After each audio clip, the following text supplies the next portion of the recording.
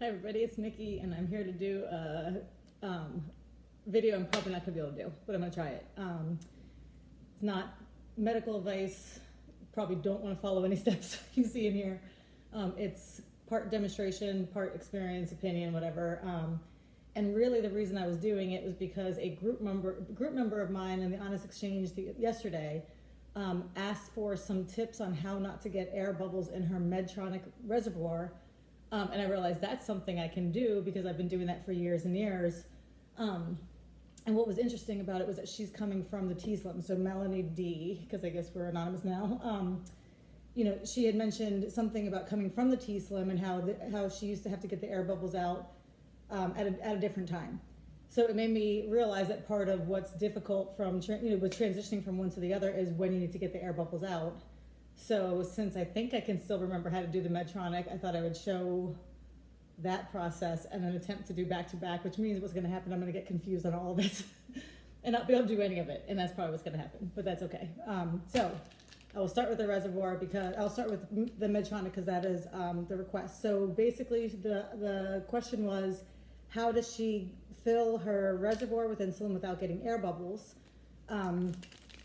And a couple of tips that I heard that ring true for me too had to do with using room temperature insulin. I have no idea if that's a myth or if it's true, but I've heard it so many times that it's easy enough just to kind of let the insulin, get to room temperature, including sometimes I roll it gently in between my palms or put it under my thigh when I'm sitting down to warm it like a goose. And that's true. Okay, so anyway, so this is, I do think starting with room temperature insulin probably is helpful.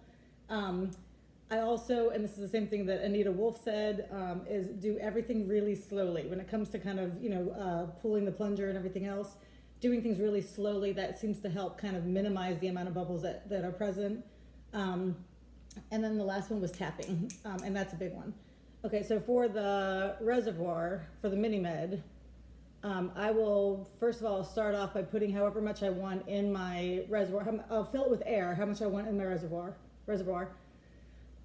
Sorry, I'm getting overwhelmed. Okay, so I'm gonna go with 100 units. And the reason I'm gonna do such a small amount is because my 670G is not attached to me. However, I am planning on starting it up and trying to get it running so I can put 100 units in it to see if I can do some experiments with it. Okay. So all I'm gonna do is I'm gonna take this, I put 100 units of air in. I'm gonna attach it to my vial. I'm gonna gently push it down, and holding the plunger in, I'm gonna flip it. And like I said, this part is just kind of slow. And the way I do it is as I pull the plunger gently out, if I see a bubble forming, I might flick it right there and see if I can get it to go back out while I'm still in the process, rather than waiting till the end. And then I'll pull it again slowly. If I pull it fast, I'm gonna see a bunch of bubbles. If I do it slowly, there's fewer. Could be a myth, but I think it's true, and that's all I need to act on. Okay, then once I have it full, I will whack it.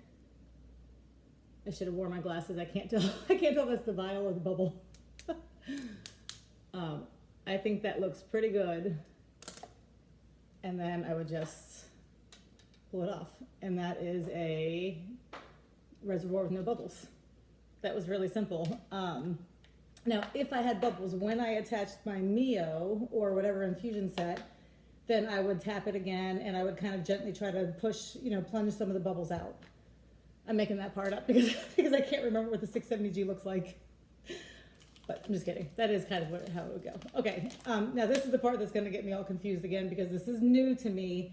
And this time, instead of pushing the air bubbles out of the reservoir, you wanna pull the air out of the cartridge. So it really is a different process. And it really throws me off a little bit. I brought my Cliff Notes just in case my mind goes blank, because this is what I think is gonna happen. And I'm only 4.5 minutes in, so I got 12 minutes to work it out. It's gonna take me 8 minutes to get this open. Woo, okay, here we go. I got the cartridge package open, so we are on our way. All right, so here is the cartridge. This I'm gonna set aside for my 6. Oh, that's another thing. With the plunger, as long as you're doing anything, you need to make sure it's screwed in because it will fall out like that. So sometimes you can be pulling on it and it'll just pop out. So the way I kind of handle it is I continue to twist it to the right as I push and pull. And that's going to be for my 670G for some experiments. This one I'm going to go ahead and pre-fill and I'll put it in probably later on tonight. But I'm not going to do the entire process right now. Okay. That's my story and I'm sticking to it. So there. Okay. All right. So the first part is very much the same. I have learned about attaching the needle to the syringe, not to over tighten because that's kind of a mess. So make sure it is on and secure, but don't twist too much. Okay, again, I'm gonna pull the air into the syringe, however much insulin I wanna fill it with. And this one I'm gonna go more because I'm actually gonna put this in my pump. So, and I hope there's enough insulin in there. Here's my game is, do I have enough in there to cover what I'm putting in here? I'd like to put in 250 units to be safe. I'm gonna go with 200 and hopefully that's not a problem. Okay, so I've filled that with air. I'm going to put it into my vial. I'm gonna plunge the air into my vial. And again, I do it all slowly. That seems to help. With the plunger all the way in, I flip it. And then I start to pull the insulin into the syringe. And again, I do it very, very slowly.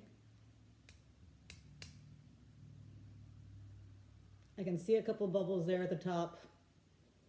They're not big and they don't seem to be causing any problems. So I'll leave them until, if I don't see a huge one in here, I'll leave them until I, have it all in. Okay. I think that's pretty good.